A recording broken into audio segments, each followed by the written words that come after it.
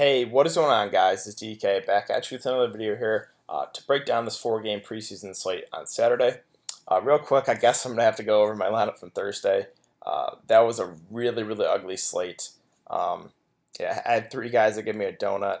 Just goes to show, you don't want to go too crazy on the preseason. Like, anything can happen. Um, I can do my best to, give you the guys that have been, doing really well in training camp, have been getting a lot of praise from their coaches that should, get the most amount of playing time. But, sometimes it just doesn't work out. Boykin, Dortch, both those guys did pretty good in week one and have been, getting a lot of praise. Obviously, a donut. Dexter Williams, he had 16 carries in week one and then comes out and gets 3 carries in week two. Again, preseason pretty unpredictable, so don't go crazy, playing a lot of money. But yeah, like I said, I'm not going to spend the whole time breaking down this lineup because it's a complete shit show. So let's just move on to trying to break down this 4-game slate for Saturday. So we'll start with quarterback and Joe Webb. I like him again here. So Deshaun Watson didn't play in week one. Joe Webb played the whole entire game. I expect Deshaun Watson to play a series or two here.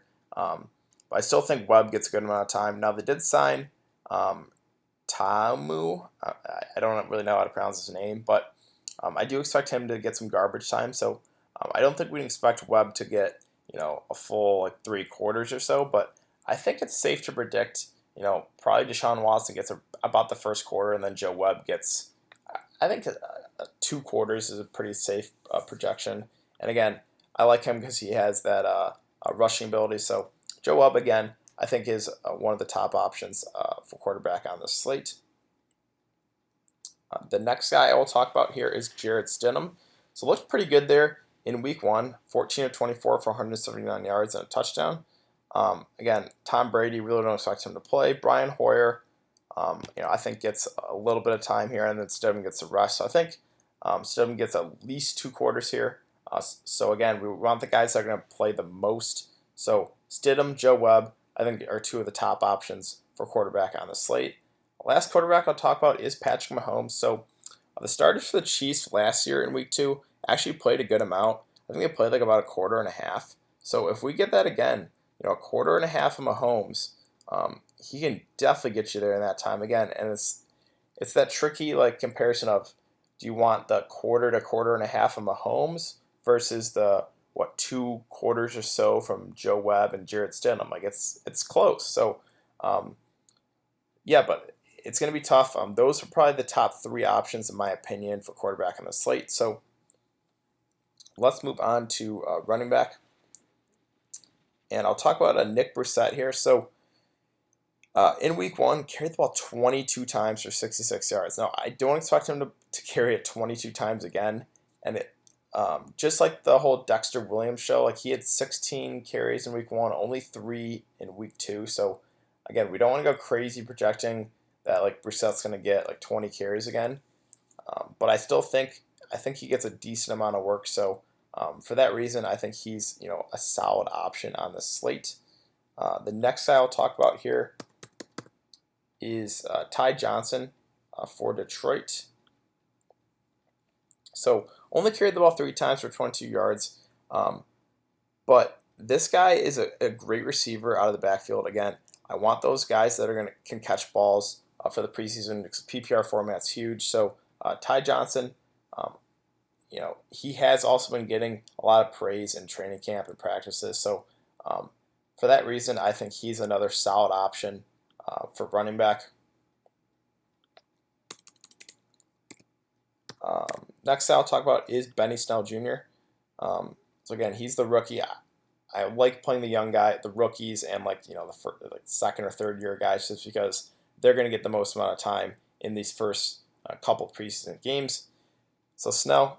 Rushed the ball 13 times for 26 yards, also caught a couple passes. I think he gets a pretty similar workload again, and he's a guy that also can catch some football. So I think Benny Snell, another solid option here for running back. And last guy I'll talk about, it's going to be Darrell Henderson Jr. So again, he's a rookie.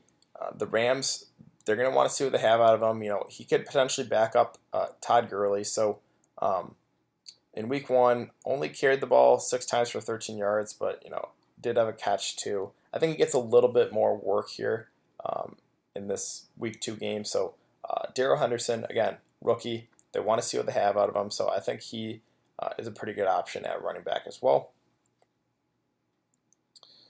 Let's move on to wide receiver. Now, wide receiver, I guess let me go to New England first because this is where I feel the most confident. There's a lot of injuries on the New England side. And then you got Josh Gordon, who is not going to play. So they're basically left with, 1, 2, 3, 4, 5, 6, 7 healthy receivers. And you got to think, they're going to play, 3 wide receiver sets a good amount of the time. So for that reason, I like targeting a lot of these New England receivers. Jacoby Myers, he's going to be the absolute chalk just because he went off for 69 yards and 2 touchdowns. So he's going to be the absolute chalk, but I have no problem eating that chalk there. I think he's a really solid option. Again, he's been playing really well in training camp too. I like Braxton Berrios a good amount too. Did have 3 catches for 45 yards. He's more of that slot type receiver, but good PPR receiver again. That's good for DraftKings PPR. So it would probably be Jacoby Myers 1, even though he's going to be so chalky, and then Braxton Berrios probably the 1A. I really like both of those guys.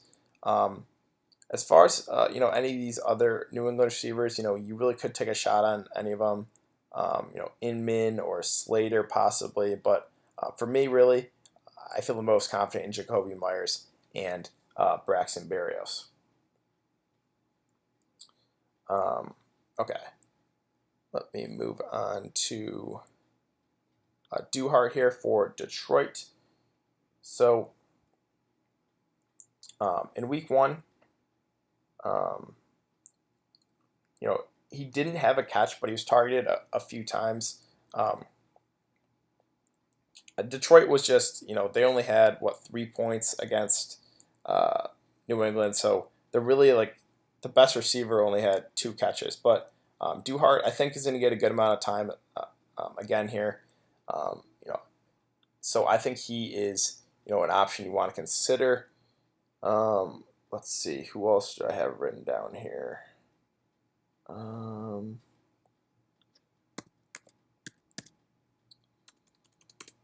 think that's actually it. Now, as far as playing some starting receivers, you could do it.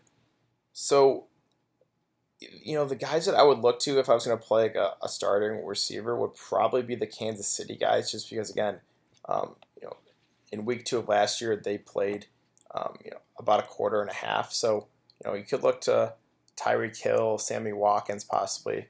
Don't think that's the worst idea. Again, would be playing for Mahomes. I did want to talk about James Washington. So I think he's also going to be pretty chalky. I had him, or I wrote him down last week that I liked. He was one of my favorite plays in that slate last week, and he did really well. Caught 4 or 5 targets for 84 yards and a touchdown.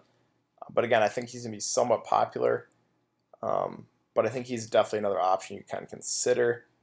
And yeah, that's basically about it for the wide receiver position. Again, I really like a lot of those New England guys just because they're thin at receiver.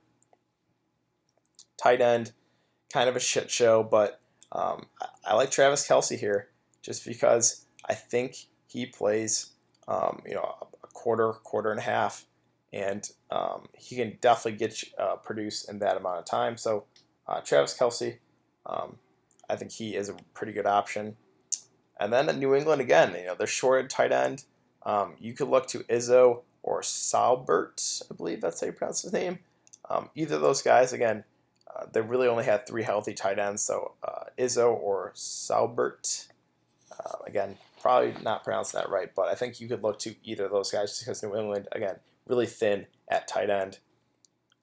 As far as defense goes, so let me go back to the quarterback position. Jared Goff is not going to travel for this Week 2 game, so we're not going to see any Jared Goff. So you're going to have Blake Bortles, Allen, and Walford for the Rams at quarterback.